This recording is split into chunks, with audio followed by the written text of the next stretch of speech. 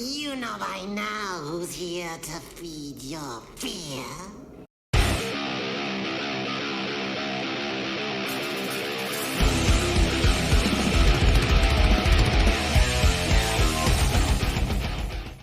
What's up, horror freaks? I'm your undead horror guide, Boney Stiff, welcoming you back to the Emporium of Dread for another fright-filled episode of Horror on the Tube, a series where yours truly breaks down horror shows from TV's present and past. Today we continue our dive into the macabre world of the hit HBO series Tales from the Crypt. Today we dive into Season 1's Episode 5 titled Lover Come Hack to Me. This story originally appeared in The Haunt of Fear, number 19, published in May of 1953 by EC Comics. The comic story was written by Al Fieldstein and illustrated by Graham Ingalls. It sets the stage for the dark tale of love and murder. EC Comics was notorious for pushing boundaries and blending horror with moral tales. This episode spins the tale of Peggy and Charles, a newlywed couple who, after a car accident, end up settling for the night inside a decrepit mansion belonging to Peggy's aunt. While inside, Charles plans to kill Peggy for her inheritance, but soon he learns that Peggy's family has a dark past and that Peggy herself is not who she seems to be. The episode was directed by Tom Holland, a name horror fans should know well. Holland is the mastermind behind 1985's Fright Night and 1988's Child's Play, two iconic films that have left a significant mark on the horror genre. His knack for blending horror with dark humor makes him a perfect fit for this episode. The episode was also penned by Michael McDowell, a prolific writer known for his work on Beetlejuice and The Nightmare Before Christmas. McDowell's unique style and panache for macabre horror shine through in this episode, adding depth and complexity to the story. Stephen Shellen plays Charles, the groom with a lot to learn about his bride. Shellen is known for his work in such films as The Stepfather and Gone in 60 Seconds. Amanda Plummer, who portrays Peggy, is a powerhouse of talent. You might recognize her from her unforgettable role in 1994's Pulp Fiction or her chilling performance in The Fisher King. Alright, horror freaks, grab some popcorn, turn the lights low, and brace yourselves for some honeymoon madness as I present to you Episode 5, Lover Come Hack to Me. The episode starts off with newlyweds Peggy and Charles, who've just tied the knot and are about to set off on their honeymoon. We learn that Peggy's Aunt Edith is not too keen on the marriage, as she tells Peggy that she's going to regret this day. Edith then goes on to accuse Charles of only marrying Peggy to get to her money. You don't love her. You love the fortune that her mother left her. And you love her stocks and bonds and her real estate and that big house. And you don't love any of that? Before leaving, Charles informs good old Aunt Edith that she's going to need to find someplace else to live because they're booting her old Karen ass out on the streets. You can't make me leave that house. I was born there. Well, I guess you just have to find someplace else to die. Later, we see our two lovely newlyweds caught in a thunderstorm and unsure of where they are. Luckily, Charles has his trusty co-pilot giving him sound directions. Oh, I can't read maps. Seriously, what the fuck have you been looking at for like the last 6 hours? To make matters worse, it looks like the roadway is blocked by a downed tree. So Peggy suggests that maybe Charles should go out there and move the tree from the road, but he's quick to let her know that there's no way he can risk getting that beautiful lion's mane wet. In this weather, are you crazy? Look at the size of it. I'll get soaking wet. Peggy, not wanting to turn around and have to spend their whole wedding night on the road, convinces Charles to get out there and try to move that tree out of the way. Then, when Peggy goes to open the glove box to get Charles a flashlight, a random gun falls out, and apparently no one has a fucking clue who it belongs to. So you're driving your own car, right? And you mean to tell me that a random gun just magically shows up in your glove box and you show little to no concern about how the fuck it got there? Charles just assumes it must be a wedding gift from Aunt Edith, because you know, it's common practice to just leave a loaded revolver in the wedding couple's car as a gift. Who the fuck are these people, Bert and Heather Gummer?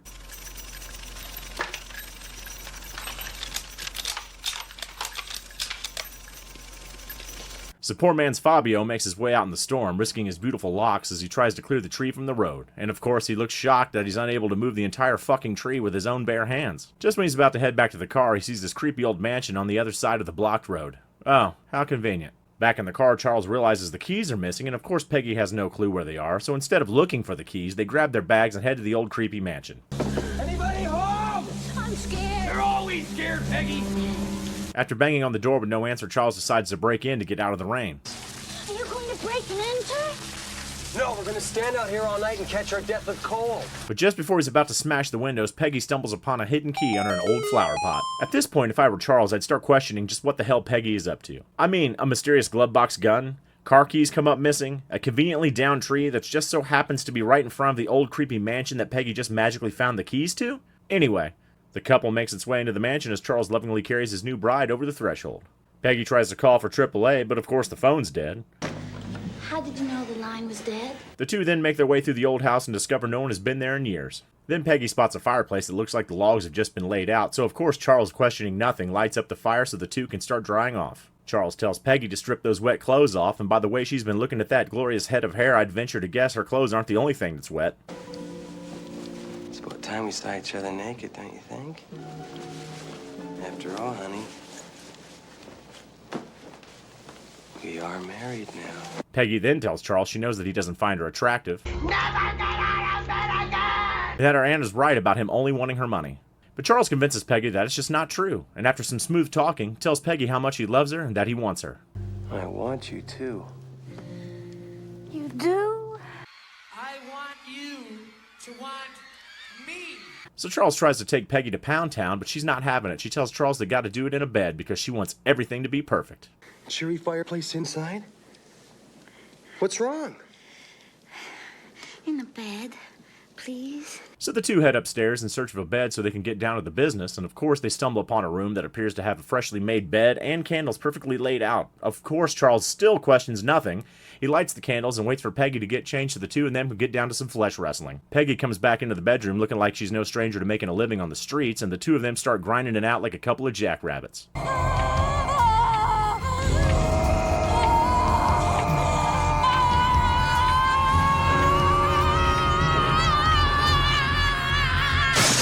Later, Peggy tells Charles what every young gold-digging man wants to hear after a night of passion. We made a child. Later on in the night, Charles is awoken by the sounds of a car door coming from outside. He quickly discovers that Peggy is nowhere to be found. He then hears her voice coming from outside. He goes out to take a look and finds his new bride out there kissing some random dude. So Charles makes his way downstairs where he sees his new bride banging it out on the couch with this mystery man. Charles shakes it off, reminding himself that it doesn't matter. They're already married and all of her money is his now. Marriage certificate is real. She is mine. And every penny she's got in the world is mine too. So downstairs we hear Peggy telling her mystery man, who's asleep on the couch, that he just made a baby. Maybe she should work on her bedside manner. Then we see Peggy grab an axe off the fireplace mantel and start chopping up her new lover. Good. Now go back to sleep. Charles comes in and tries to stop her, but that's when we realize it's not Peggy, it's the ghost of Peggy's mom, who murdered Peggy's father before she was born. You see, Alan, Alan? I told you I'd preserve our love. His father was named Alan. We then see Charles jump out of bed, where Peggy is there, letting him know that it was all just a nightmare. Once he calms down, Peggy asks Charles what he was dreaming about. I dreamt that your mother killed your father in this house on their wedding night. After filling her in on all the details of his dream, Peggy tells him that's funny because that's exactly what happened the night she was conceived. Then Peggy pulls out the axe that was hanging over the fireplace and tells Charles she wants a love just like her mother had. Charles grabs the gun and tells Peggy he never loved her and that he only married her for her money, and that he was going to kill her and make it look like a robbery. I was gonna blame it on a burglar, and then I was gonna inherit all your money. Charles tries to shoot Peggy, but the gun's unloaded, so old crazy Peggy gives the marriage the axe. Sleep tight, Charles. Later we see Aunt Edith and Peggy having one last conversation where Edith tells Peggy no more men. Only no more men. Understand? I promise. Besides, I don't need one anymore, now that I have my little girl. But she's gonna need one. Someday. Of course she will, dear. Of course she will.